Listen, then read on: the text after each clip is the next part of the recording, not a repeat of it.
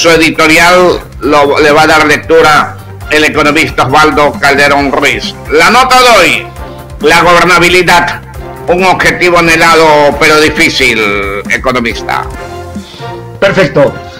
La gobernabilidad, más que una palabra, es un factor de gestión que engloba varios elementos.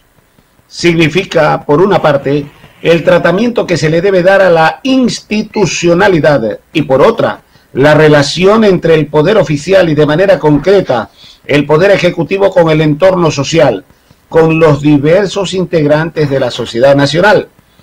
El nuevo gobierno ecuatoriano ha reiterado que su objetivo central es, precisamente, la gobernabilidad.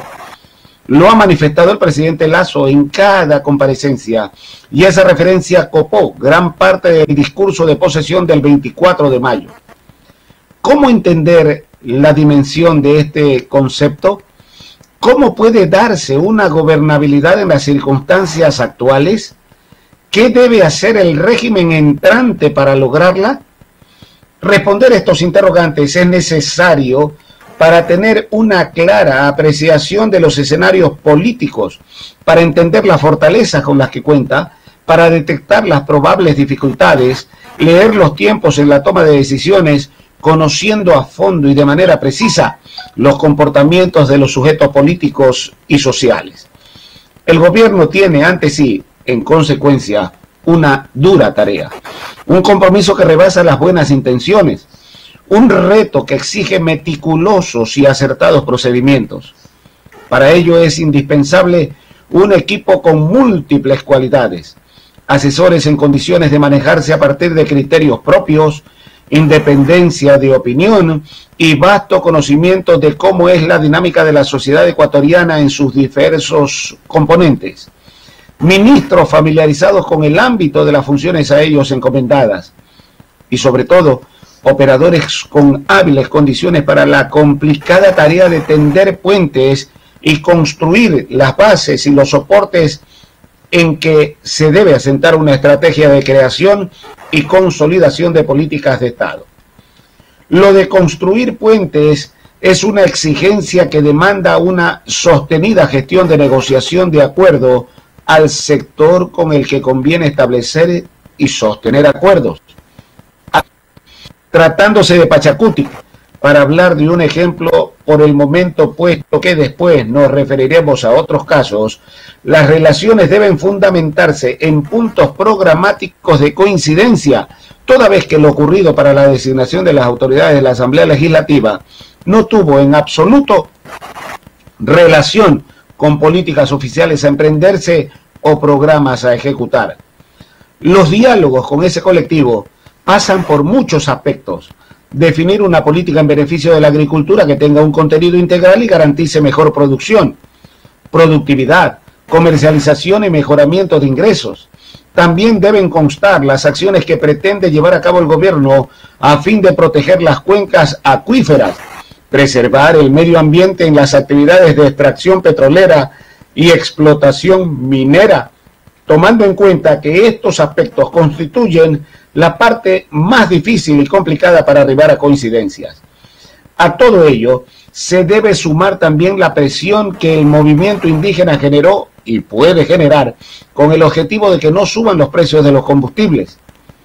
Como se ve, la facilidad que espera el gobierno de los acercamientos con este sector depende de la absolución de puntos sumamente críticos y resbalosos, y quienes actúen en la negociación con ese componente del entramado político deben partir de la convicción gubernamental que no se trata solo de un sujeto político que actúa en la función legislativa, sino de un factor de incuestionable incidencia en la vida social.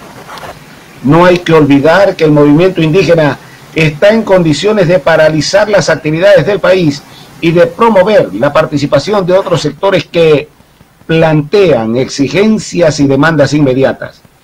El casi 20% de su votación correspondió tanto a los electores indígenas como a los pertenecientes a otros grupos y estamentos de la sociedad nacional. Creemos que el nuevo presidente fue bastante claro y propositivo en su proclama de posesión. Hizo una puntual referencia de lo ocurrido en los dos últimos gobiernos, ofreció perseguir la corrupción, terminar con el caudillismo y poner en la base de la dinámica de las decisiones oficiales la voluntad popular. El pueblo es lo primero, señaló, haciendo varias alusiones a los mensajes que en su momento pronunció el presidente Jaime Roldós, y enfatizó que cuando el extinto mandatario habló de que lo que el pueblo quería era agua, quiso referirse a una sentida y generalizada demanda de solución íntegra a sus múltiples necesidades.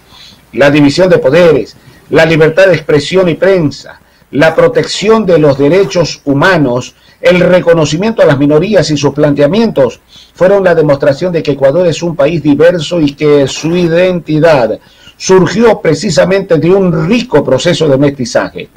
Anunció que preservará por sobre todo la institucionalidad democrática, el respeto a la ley y a la Constitución, y por ello será firme en oponerse a todo lo que implique centralización y concentración del poder. En esa línea, reconoció que es hora de la sociedad civil y que su voluntad es decisoria para las acciones del Estado y los gobernantes. Como vemos, el tema de la gobernabilidad es amplio y rico en matices. En nuestra próxima entrega continuaremos con su análisis. Hasta aquí el editorial.